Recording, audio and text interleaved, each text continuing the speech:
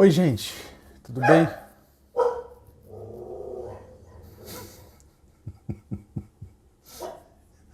Que foi, Nina?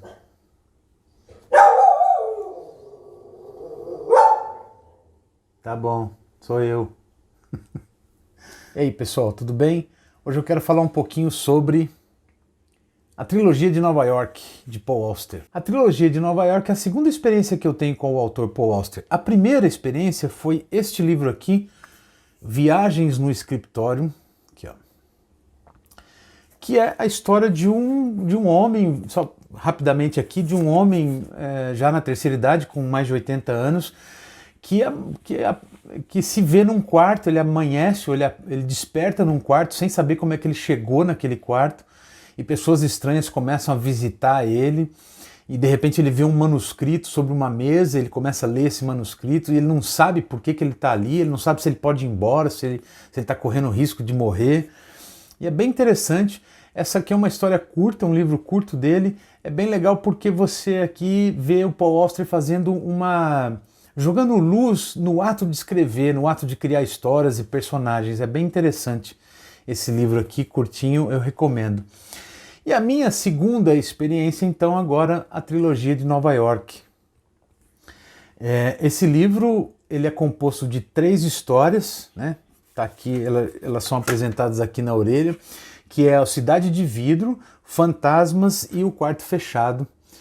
E eu tinha colocado no meu Instagram que eu achei ótima a leitura, porém com ressalvas, mas não são ressalvas do tipo, não gostei disso, ou ele tem esse defeito, ou ele tem esse problema, não. Na verdade é como ele não tem, por exemplo, na quarta capa aqui, ele tem aqui a Torre de Babel, que tem uma relação com a história aqui, e um desenho. Essa capa, inclusive, foi do Art Spiegelman, né, que é um grande quadrinista, um grande jornalista, enfim. Ele ganhou o prêmio Pulitzer com o quadrinho Maus, ele é autor do quadrinho Maus, e ele fez essa capa que eu acho muito legal, e é a mesma capa da edição original americana. Então, como ela não é apresentado aqui como o que poderia ser uma coleção de histórias de detetive, histórias policiais, se a pessoa vier nesse livro achando que vai encontrar isso, vai dar com os burros na água. Eu vi uma resenha de uma pessoa que leu apenas o primeiro e desceu a lenha porque ela estava esperando uma coisa e não encontrou. Então a minha ressalva é em relação a isso. Então, antes de começar a falar sobre essa história aqui, ou essas 3 histórias, eu gostaria de pedir para você já deixar o seu like, se inscrever, ativar o sino, todos aqueles pedidos que a gente faz. Eu vou deixar o link de compra desse livro e de outros que você quiser, outros produtos que você quiser comprar na Amazon. Se você comprar através desse link, você vai estar ajudando aqui o projeto desse canal. A gente está retomando esse canal, ele vai fazer 10 anos esse canal em agosto, e eu estou retomando ele com novas resenhas, com entrevistas. Recentemente eu fiz uma entrevista com o escritor Lourenço Mutarelli, que é muito legal. Você pode acompanhar aqui no canal. Então, se você quiser comprar através desse link, você vai estar ajudando o canal sem pagar nada além do preço normal do livro.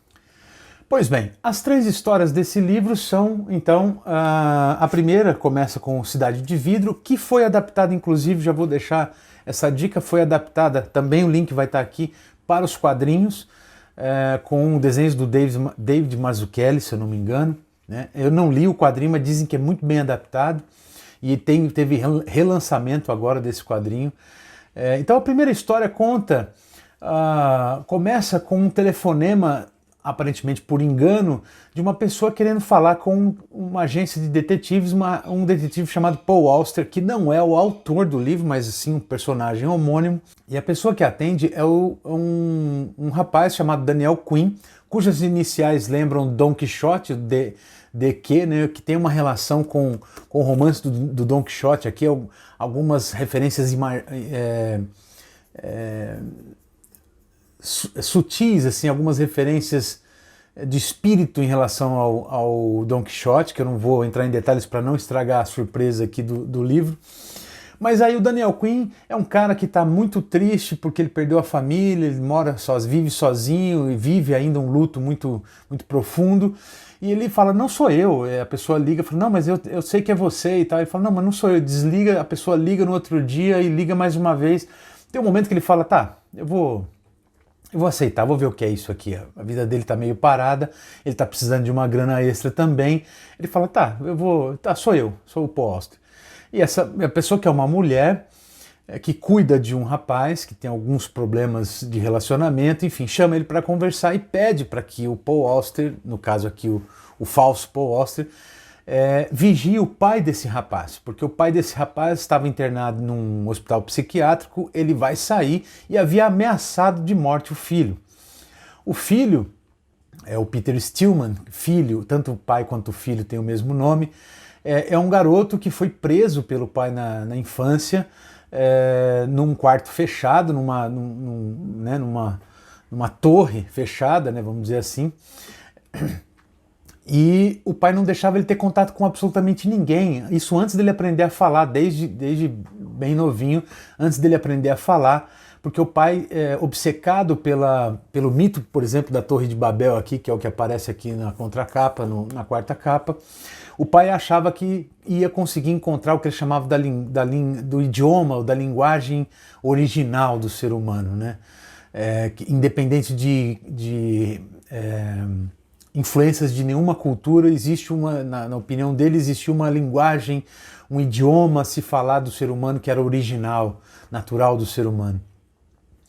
E o menino, por conta de ficar isolado muitos anos, acho que quase 10 anos, ele ficou isolado, completamente sozinho, sem conversar com ninguém, ele aprendeu da maneira dele mesmo de falar, e por conta disso, agora na idade adulta, ele tem alguns problemas para se relacionar e principalmente se comunicar.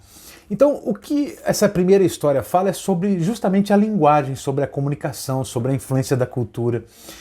E ela tem essa primeira camada que seria esse Daniel Quinn, esse falso Paul Auster, investigando a vida e seguindo os passos desse pai, Peter Stillman, para proteger esse filho, mas isso é só a primeira camada. Eu não vou falar mais nada para não poder, para não dar spoilers aqui ou não estragar as experiências, porque esse livro tem várias camadas que merecem ser analisadas e observadas a fundo e muitas vezes relida. O Paul Auster falso aqui, ele fica seguindo esse cara, e esse cara, através das ruas que ele percorre na cidade de Nova York, ele começa a fazer desenhos imaginários assim em relação aos quarteirões que ele usa para poder se locomover, o Peter Stillman, e o investigador ali, o Daniel Quinn, depois que ele segue as ruas, ele fica desenhando para ver se ali tem algum significado, todo aquele percurso que aparentemente é aleatório, né? Então é interessante.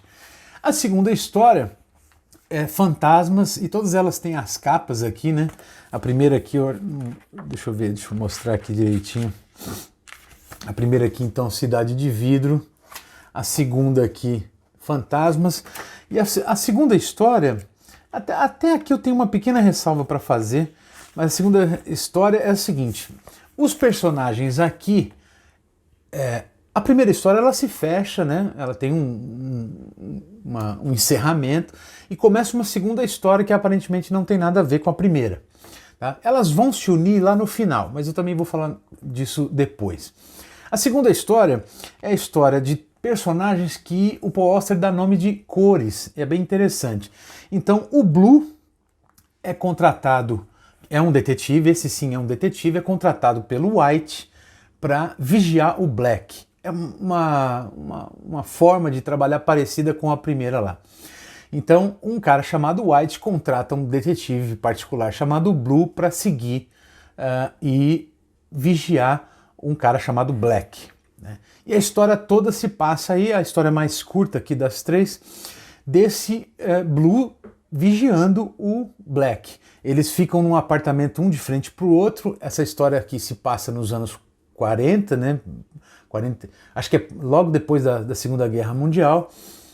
No caso da segunda história, no primeiro eu não me lembro exatamente, mas acho que é nos anos 70 que se passa a Cidade de Vidro. Enfim, nessa segunda história, então, o Blue fica vigiando o Black, né? E é o tempo inteiro o Black fazendo coisas cotidianas. O Blue consegue ver o Black da janela onde ele está, no outro apartamento, e o cara lá está escrevendo, está lendo, está fazendo comida, enfim, não está fazendo nada demais. Muito de vez em quando ele também sai e o Blue tem que seguir esse cara. O Blue, ele era discípulo de um grande detetive, só que agora esse grande detetive se aposentou, foi viver em outro lugar, e ele, por conta própria, agora tem que seguir os seus próprios instintos e tudo aquilo que ele aprendeu, e ele acha isso bom porque ele tem uma carreira para se consolidar a partir dali, né?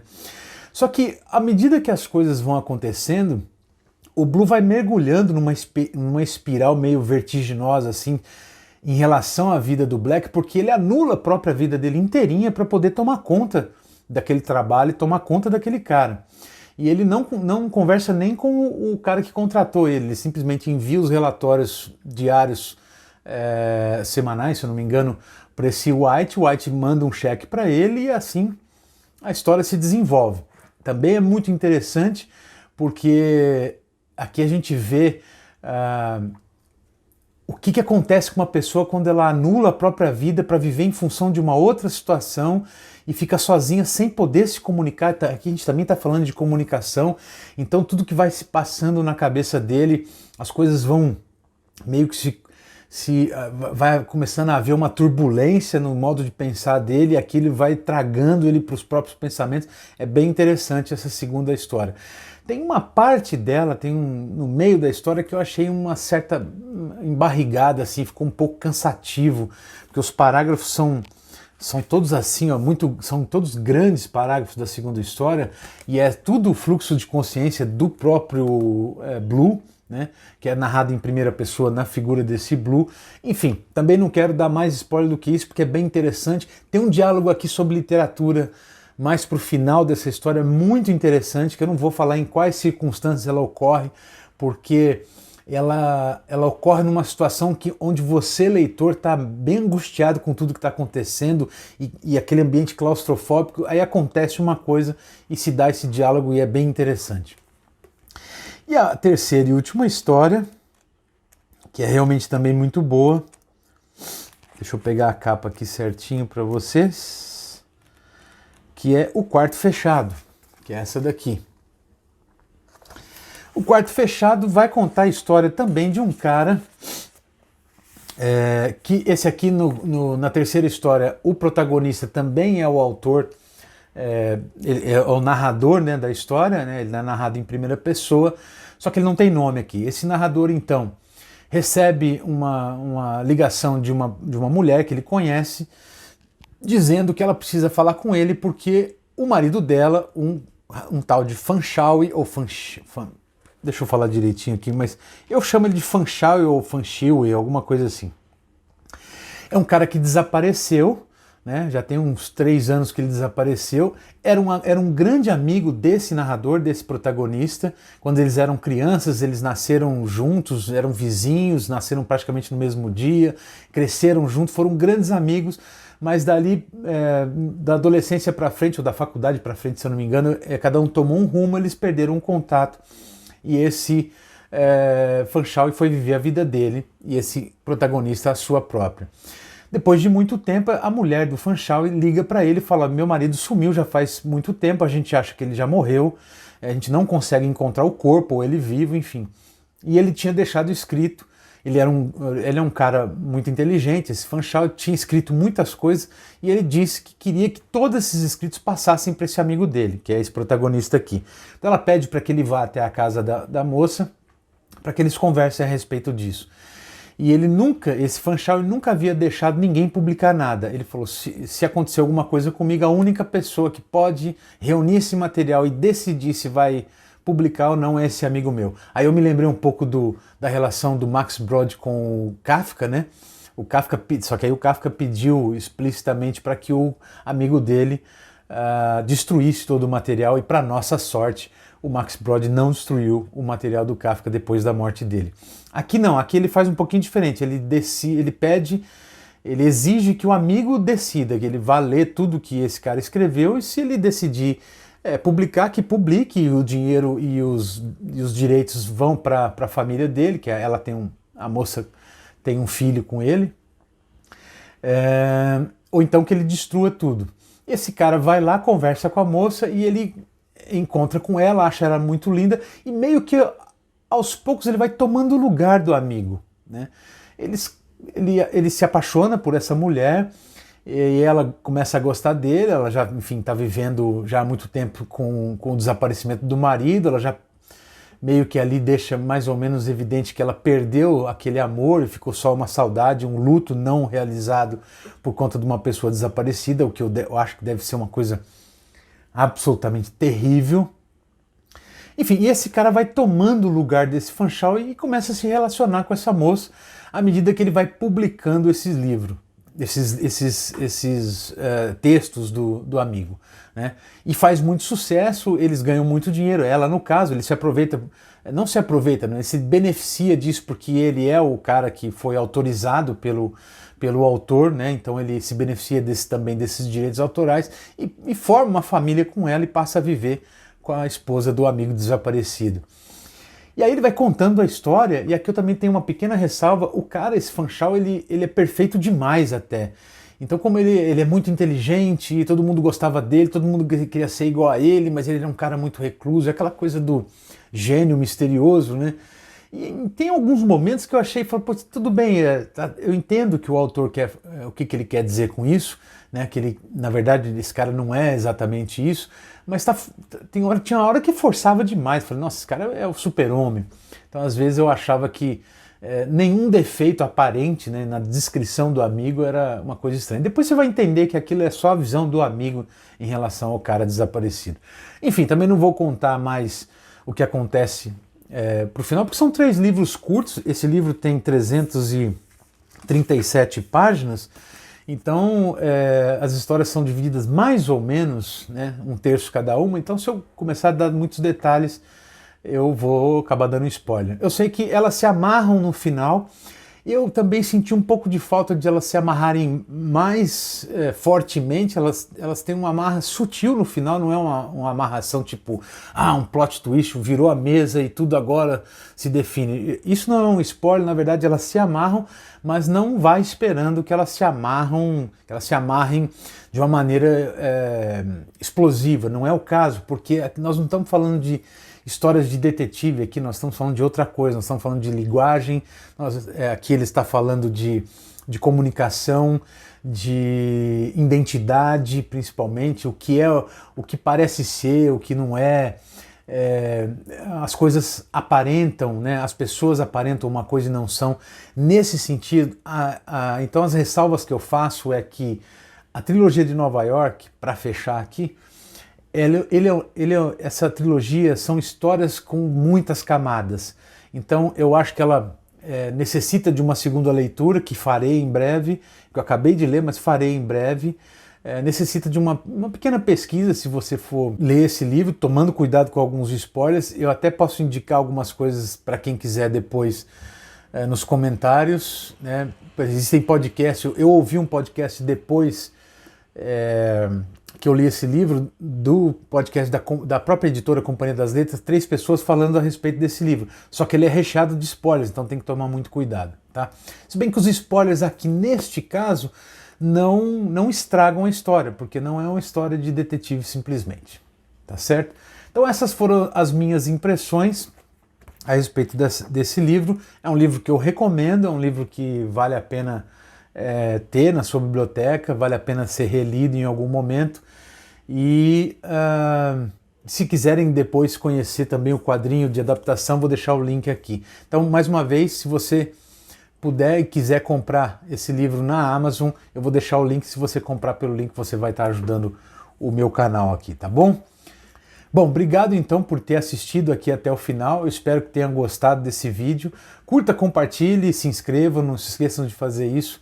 E continue acompanhando a gente nas próximas resenhas, tá bom? Um grande abraço e até o próximo vídeo. Tchau!